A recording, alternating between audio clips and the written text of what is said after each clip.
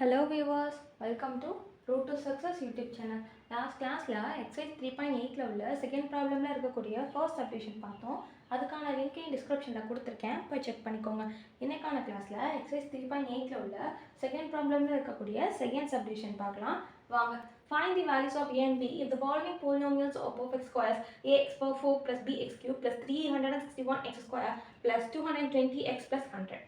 அதாவது இது ஒரு பாலினாமியல் கொடுத்துட்டு இந்த பாலினாமியல் ஒரு பெர்ஃபெக்ட் ஸ்கொயர்னு கொடுத்துட்டு a b வேல்யூ ஃபைண்ட் பண்ண சொல்லியிருக்காங்க. ஓகேவா? இதுக்கு முன்னாடி உள்ள ப்ராப்ளம்லயே அதே மாதிரி தான் பெர்ஃபெக்ட் ஸ்கொயர்னு சொல்லிட்டு a value b value find பண்ணோம். ஆனா அந்த a வேல்யூ b வேல்யூ எங்க இருந்துச்சு? லாஸ்ட்ல இருந்துச்சு. இது a-வாவும் இது b-ஆவும் இருந்தனால நம்ம ஈஸியா நம்ம எப்போதும் போல ஸ்கொயர் ரூட் எடுத்து மல்டிப்ளை பண்ணி நம்ம சால்வ் பண்ணி ஃபைனல் ஆன்சர் கொண்டு வந்துட்டோம். ஆனா இங்க எனக்கு ab அப்படிங்கிறது முன்னாடியே வந்துருச்சு. முன்னாடியே வந்துட்டா நம்ம என்ன பண்ணணும்? ஏன்னா நம்ம இப்போ சால்வ் பண்ண போறோம் அப்படின்னாலே இது சால்வ் பண்ணி அப்புறம் இதுன்னு சொல்லி சால்வ் பண்ணதுக்கு அப்புறம் தான் a வேல்யூ b வேல்யூ கண்டுபிடிக்கிற மாதிரி வரும். ஆனா இங்கே நமக்கு எடுத்த உடனே எனக்கு தெரியாத வேல்யூ a-வும் தெரியாது b-யும் தெரியாதுங்கும் போது இதை எப்படி சால்வ் பண்றது? அதுவும் ஒரு ட்ரிக் இருக்கு. என்ன? லாஸ்ட்ல இருந்து எழுதிக்கணும். நம்ம வந்து ஃபர்ஸ்ட்ல இருந்து தானே எப்போதும் எழுதுவோம். இங்க ஃபர்ஸ்டே நமக்கு அன்னோன் வேரியபிள் இருக்கனால லாஸ்ட்ல இருந்து இந்த பாலினாமியல் எழுதிக்கணும். சரியா?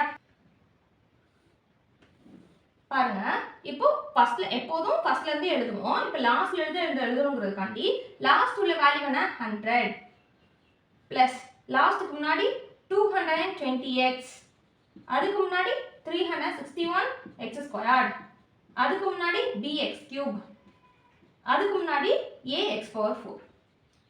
எழுதியாச்சா? எப்போதும் நம்ம இப்படி எழுதுவோம், இப்போ இப்படி எழுதிருக்கோம், அவ்வளவுதான்.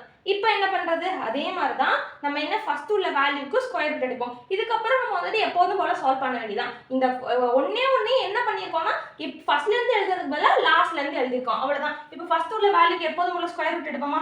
பாருங்க, ஸ்கொயர் ரூட் ஆஃப் 100க்கு ஸ்கொயர் ரூட் எடுத்தோம்னா 10 கிடைக்கும். ஏன்னா 10 ஸ்கொயர் வேல்யூ 100, 10 × 10 100ங்கிறனால 100க்கு ரூட் எடுத்தோம்னா 10 கிடைச்சிடும். இந்த வந்த வேல்யூ இருக்குல்ல, இந்த 10 இதை இங்கேயும் எழுதணும். மல்டிப்ளை பண்ணி பாருங்க. 10 10s are 100. இப்போ என்ன பண்ணணும்? மைனஸ் பண்ணி 0 கொண்டு வரணும். ஏன்னா வந்துட்டு பிளஸ் இருந்தா மைனஸ் போட்டு மைனஸ் இருந்தா பிளஸ் போட்டுட்டு இந்த டேர்மை கேன்சல் பண்ணாதான் நம்மளுக்கு இந்த டேர்ம் வந்து 0 ஆகும். ஏன்னா 100 - 100 0. இப்போ என்ன பண்ணணும்? அதே மாதிரி தான் ரெண்டு டேர்மா கீழே இருக்கணும். ஏன் ரெண்டு டேர்மா கீழே இருக்கணும்? ஏன்னா இது ஒரு ஸ்கொயர், பெர்ஃபெக்ட் ஸ்கொயர். ஸ்கொயர்னா ரெண்டுன்னு அர்த்தம். ரெண்டுனா ரெண்டு டேர்ம், அப்போ ரெண்டு டேர்மா கீழே இருக்கணும் அப்படின்னு அர்த்தம். நீங்க ஒரு கொஸ்டின் கேட்கலாம், நீங்க ஏன் ஃபர்ஸ்டே ரெண்டு டேர்மை கீழே இருக்காம அடுத்த ரெண்டு டேர்மை கீழே இருக்கிறீங்க அப்படின்னு நீங்க கேட்கலாம். அதுக்கு என்ன பண்ணணும்னா லாஸ்ட்ல இருந்து நீங்க ரெண்டு டேர்மா பிரிச்சுட்டே வரணும். இது ஒரு டேர்ம், இது ஒரு டேர்ம், இது ஒரு டேர்ம், இது ஒரு டேர்ம். அப்போ இது ரெண்டும் சேர்த்து ஒரு டேர்ம், இது ரெண்டும் சேர்த்து ஒரு டேர்ம். அப்ப இதுவும் இதுக்கு முன்னாடி உள்ள டேர்மும் சேர்த்து தானே ஒரு டேர்மா வரணும். ஆனா இதுக்கு முன்னாடி எந்த டேர்மும் இல்லை. அப்ப இது மட்டும் தனி டேர்மா இருக்கனால இதை தனியாவே வச்சுக்கிறோம். சரியா? இப்போ கேன்சல் ஆகி 0 வந்துருச்சு. இப்போ நெக்ஸ்ட் உள்ள ரெண்டு டேர்மா இறக்கணும். Plus 220x plus 361x square. இப்போ என்னப்பா பண்றது? நான் என்ன சொல்லியிருக்கேன், இங்க வந்துட்டு ஸ்கொயர் ரூட் எடுத்தோம். அப்ப இங்கே ஸ்கொயர் ரூட் எடுக்கணுமா? தேவையில்லை. இங்க என்ன பண்ணா போதும்னா இந்த மேல வந்திருக்கிற வேல்யூ இதை 2ஆல மல்டிப்ளை பண்ணா போதும். எப்படி?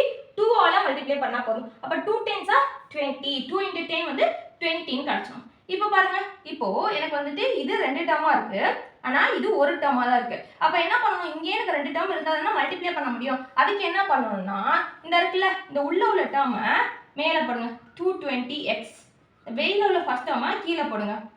சரியா? இப்போ டிவைட் பண்ணுங்க. இந்த 0வும் இந்த 0வும் கேன்சல் ஆகும். 2 1s are 2 11s are. அப்போ நமக்கு வேல்யூ வந்து 11xன்னு கிடைக்குது. சரியா? நம்மளோட வேல்யூ 11xன்னு கிடைக்குது. இந்த வந்த வேல்யூவை இங்கேயும் எழுதணும். இப்போ மல்டிப்ளை பண்ணி பாருங்க. 20 × 11x 220x plus 11x × 11x 11 11s are 121.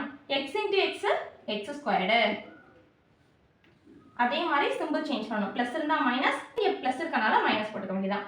220x - 220x cancel ஆயிடும். இங்க 361x square minus 121x square என்ன வரும்? 240x square. 240x square. இப்போ என்ன பண்ணணும்? அடுத்த ரெண்டு டேர்மே கீழே இருக்கும். என்ன?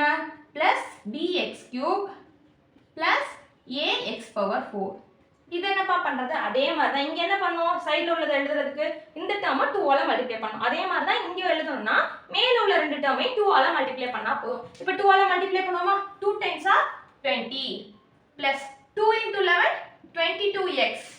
இப்போ எனக்கு இங்கே 3 டேர்ம் இருக்கு, ஆனால் இங்கே 2 டேர்ம் தான் இருக்கு. அப்போ எனக்கு இங்கேயும் 3 டேர்ம் இருந்தால் தான் மல்டிப்ளை பண்ண முடியும். கரெக்டாக? அதை என்ன பண்ணணும்? அதே மாதிரி தான் உள்ள ஃபர்ஸ்ட் டேர்ம் இருக்குல்ல, அதை மேலே போடுங்க, வெயில உள்ள ஃபர்ஸ்ட் டேர்மை கீழே போடுங்க.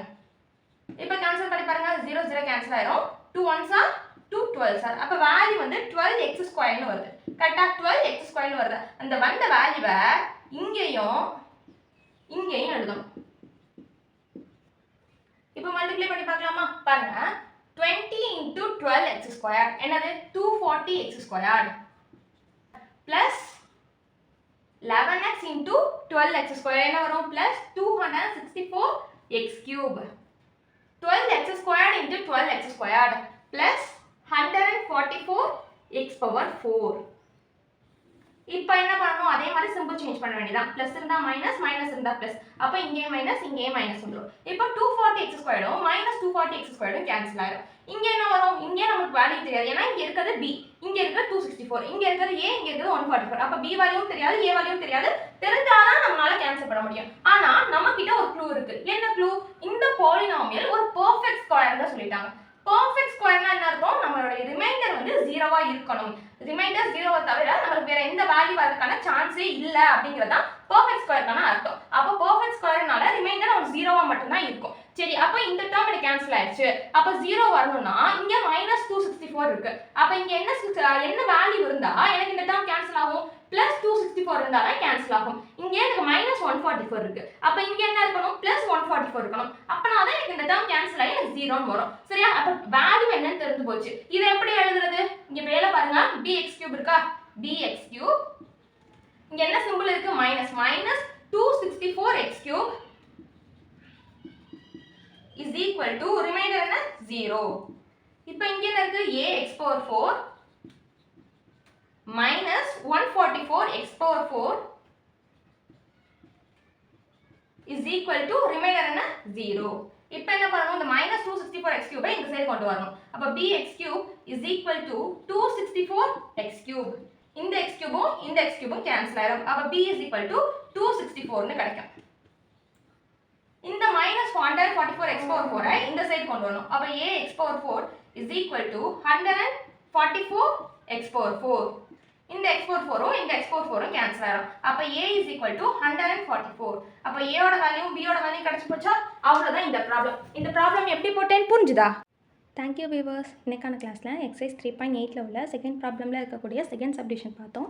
நெக்ஸ்ட் கிளாஸில் தேர்ட் ப்ராப்ளம் பார்க்கலாம். அதுக்கு நம்ம யூடியூப் சேனலை சப்ஸ்கிரைப் பண்ணிக்கோங்க.